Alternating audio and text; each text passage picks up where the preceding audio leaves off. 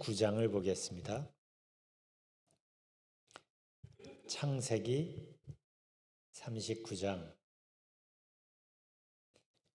1절부터 5절입니다. 아마 많은 분들이 참 좋아라 하시는 말씀일 겁니다. 요셉 이야기입니다. 창세기 39장 1절부터 5절까지 함께 봉독하겠습니다. 요셉이 이끌려 애굽에 내려가매 바로의 신하 친위제대 애굽 사람 보디발이 그를 그리로 데려간 이스마엘 사람의 손에서 요셉을 산이라.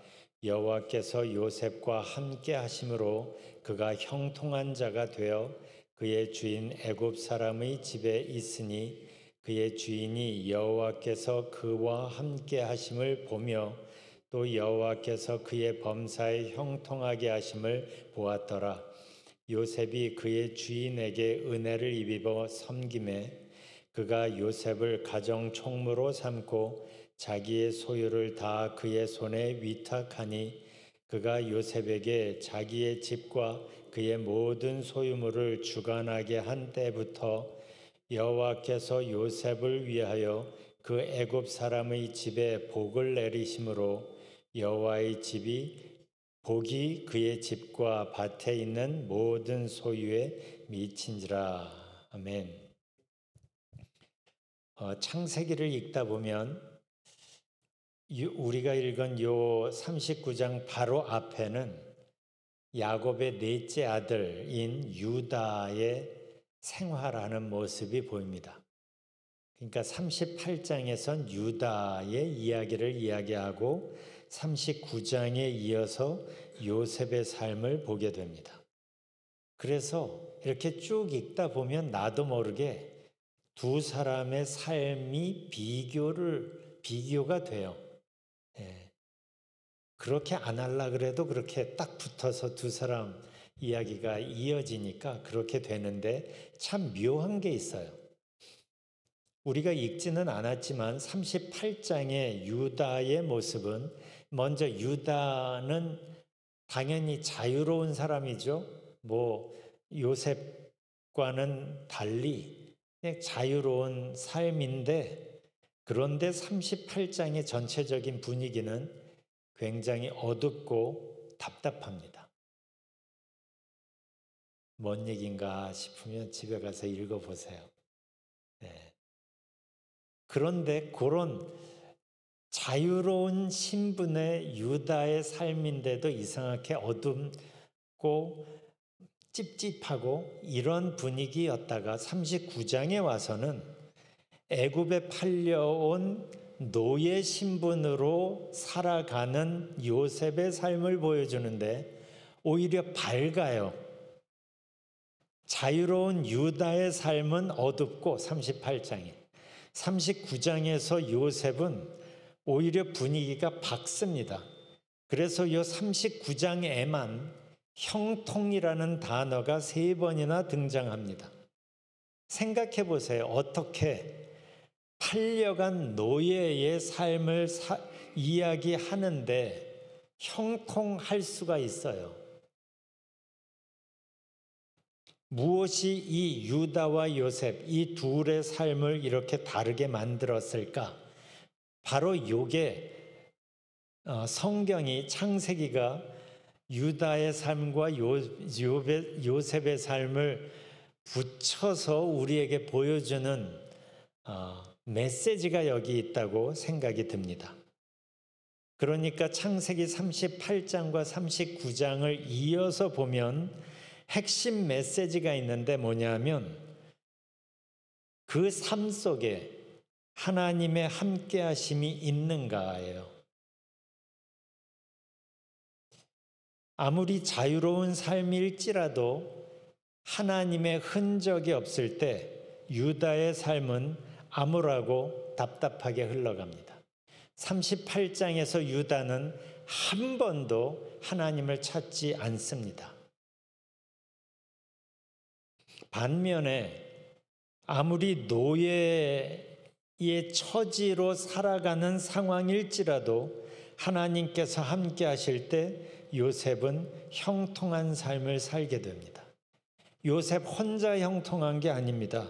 그를 통하여서 보디발, 하나님과 아무 상관이 없는 보디발의 집이 오직 요셉 때문에 복받는 삶을 살게 돼요. 우리가 여기서 알아야 될 게 사실 유다도 야곱의 아들이죠. 사실 그 족보로 보면 유다가 굉장히 중요한 사람이에요. 첫째는 그 아버지의 그 첩하고 어떻게 돼서 자격을 상실하고, 둘째하고 셋째는 또 누구죠? 그 누이하고 뭐가 있어가지고 또 막 한 족속을 또 살해하잖아요. 그래서 또 자격을 상실하고, 그래서 넷째인 유다를 통하여서 신앙의 정체성이 흘러갑니다. 그래서 유다 지파가 제일 강한 거예요. 예수님도 유다 지파에서 나오신 거고. 그런데도 불구하고 38장에서 보여지는 유다는 하나님을 찾지 않았고, 하나님을 알면서도, 그래서 그 결과 하나님 없는 인생을 살아갑니다. 이게 굉장히 우리에게 시사하는 바가 크다고 생각이 듭니다. 신앙 명문가에 있는 사람이 있고, 하나님을 분명히 아는데도 불구하고 하나님을 찾지 않은, 그래서 하나님 없는 삶을 살 때 그 삶이 얼마나 칙칙하고 얼마나 답답할 수 있는가를 이렇게 여지없이 보여주는 게 38장입니다. 그런데 비교가 되게 39장에 와서 요셉 이야기를 시작하자마자 2절에서 이렇게 얘기하죠. 여호와께서 요셉과 함께 하심으로.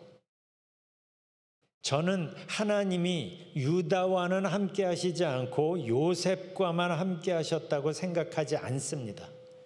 분명히 성경 전부가 보여주는 하나님이라면 유다에게도 찾아가시고 유다와도 함께 하셨을 겁니다.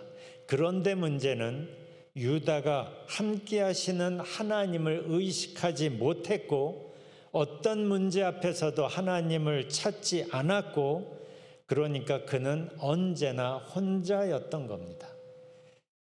반면에 요셉은 힘들어서라도 함께 하시는 하나님을 찾았고, 의식했고, 동행했고, 그랬을 때의 결과를 보여주는 게 아까 그 2절인 거예요. 여호와께서 요셉과 함께 하심으로 그가 형통한 자가 되어. 하나님이 요셉만 이뻐해서가 아니라 요셉은 하나님의 임재에 눈을 열었고 마음을 열었고 그 하나님과 함께 사는 삶을 산 거예요. 여기서 우리는 하나님이 주시는 형통이라는 이 형통의 개념을 좀 생각해 볼 필요가 있습니다. 하나님은 요셉을 사랑하셨고 요셉을 형통한 자로 만드셨다고 했는데, 그렇다고 해서 요셉을 노예의 신분에서 해방시키진 않았어요. 이게 참 우리가 알아야 될 부분이거든요. 하나님은 요셉을 사랑하셨고 요셉과 함께 하셨고 요셉을 형통한 자로 만드셨지만, 하나님은 순서상 그의 상황부터 바꾸시지는 않았습니다. 상황을 나중엔 바꾸시죠. 애굽의 총리 대신까지 되니까. 그렇지만 한동안 그의 삶은 하나님이 함께 하셨는데도 불구하고 그의 처지는 노예였어요. 이 부분을 우리가 이해해야 합니다. 왜냐하면 우리는 많은 경우에 우리의 기도를 보면 우리의 문제를 해결해 달라고 하고 우리의 상황을 바꿔달라고 기도하기 때문이에요. 그런데 내가 기도한 대로 상황이 흘러가지 않으니까 하나님은 내 기도에 응답하시지 않는다고 생각하는 거예요. 초점이 하나님이 우리의 삶을 통하여 하시려는 부분과 내가 하나님께 기대하는 부분이 그 초점이 어긋나면 하나님이 분명히 우리의 삶 속에 일하시는데도 불구하고 우리는 하나님은 내 기도에 응답하시지 않아 하고 느낄 수 있는 거예요. 요셉의 삶도 그렇잖아요. 하나님은 요셉과 함께 하셨지만 요셉은 여전히 노예인 거예요. 노예에서 풀어주세요라고만 기도를 했다면 요셉의 기도는 응답받지 않은 거죠. 이걸 우리는 신앙생활하면서 이해하셔야 합니다.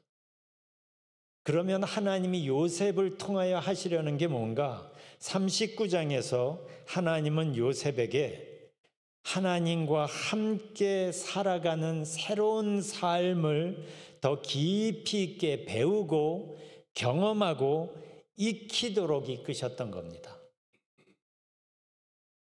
그래서 그를 여전히 노예 신분에 두셨지만 하나님은 그와 함께 하셨고, 그래서 요셉은 노예 신분 속에서도 그러나 하나님이 함께 하시는 하나님과의 동행하는 삶을 배워 나간 거예요. 이게 왜 중요한 줄 아세요? 이런 하나님과 동행하는 삶에 익숙해졌기 때문에 총리대신이 되어서도 그의 삶이 변질되지 않을 수 있었던 겁니다. 그가 상황의 변화를 구했고 하나님께서 기도응답이라고 그의 삶을, 상황을 해결해 주셨다면 그런 신앙은 오래가지 않습니다. 왜냐하면 우리 속에 깊은 이기심이 있기 때문이에요. 그래서 여전히 노예로 있었지만 요셉은 그 상황 속에서 하나님과 동행하는 걸 배웠고, 그러면서 자기 자신을 통하여 하나님의 복이 주변으로 흘러가는 걸 목격하고 경험합니다. 그게 아까 우리가 읽은 5절이에요.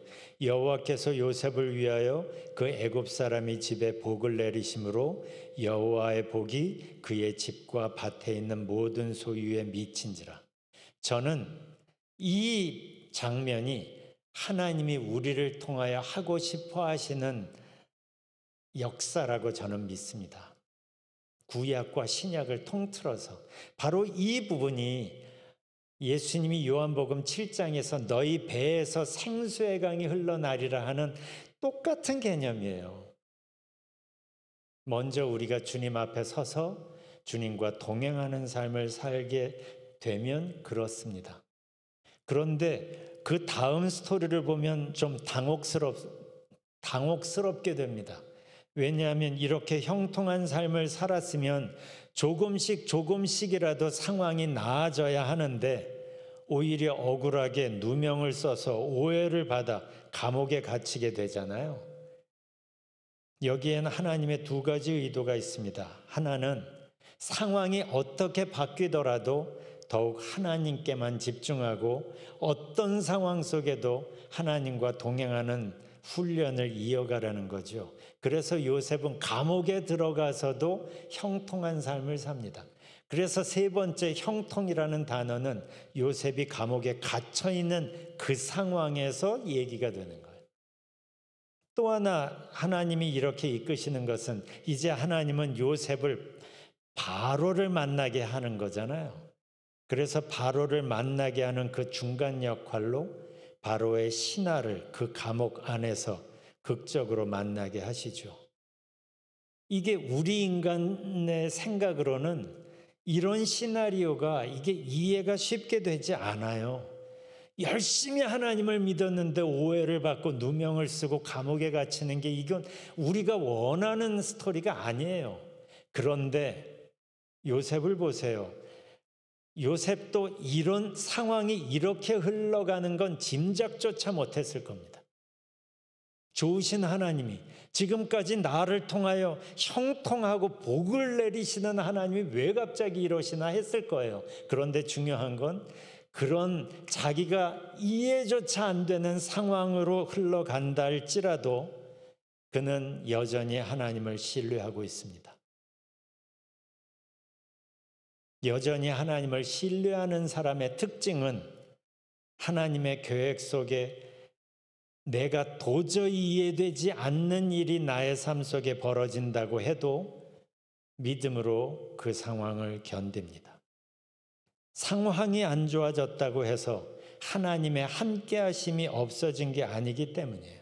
우리가 이걸 신앙생활하면서 배워야 합니다. 그런데 이걸 배우려면 하나님을 향한 이런 신뢰는 어떻게 생깁니까? 하나님과의 친밀함에서 나오는 거예요. 하나님과의 친밀함. 하나님이 우리에게 원하시는 게 바로 이겁니다. 깊은 친밀함을 통해 하나님과 동행하는 연습이에요. 이 개념을 이해하는 게 아니라 이런 삶을 살아가기를 하나님은 우리에게 원하시는 겁니다. 그래서 우리가 하나님과 동행하고 그래서 전적으로 하나님께 나의 모든 삶을 맡기는 게 익숙해지기 전까지는 우리의 상황을 하나님은 바꾸시지 않습니다. 왜냐하면 내면이 바뀌지 않은 채로 상황만 바뀌면 우리는 또다시 하나님에게서부터 멀어질 수 있기 때문이에요. 이 모습을 반복적으로 우리가 본 게 구약에서의 이스라엘의 모습 아닙니까? 특히 사사기에서 문제가 해결이 되면 얼마 가지 않아서 또 하나님을 배반합니다. 우리가 그렇잖아요. 그래서 하나님은 우리의 상황을 바꾸시기 전에 우리의 내면을 만지시기를 원하시는 거예요.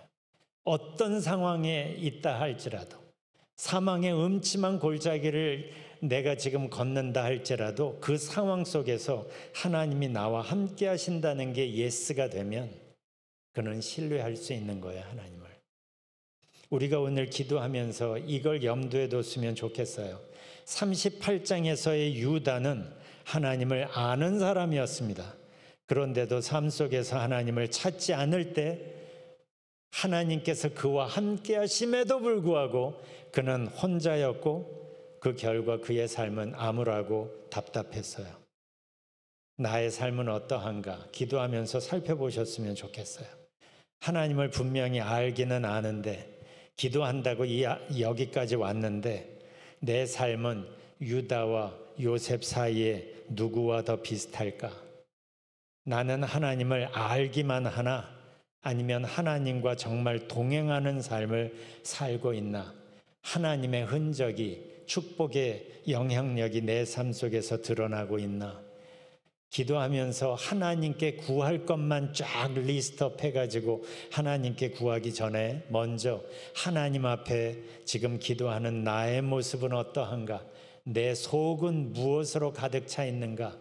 기도한답시고 하나님을 이용하려고만 하는가? 아니면 나의 모든 것을 하나님께 다 맡기고 내 모든 생각을 하나님 앞에 내려놓고 전능하신 하나님을 온전히 고백하고 있나? 우리가 기도하면서 우리의 속 밑바닥을 곰곰이 들여다봤으면 좋겠어요. 아까 불렀던 찬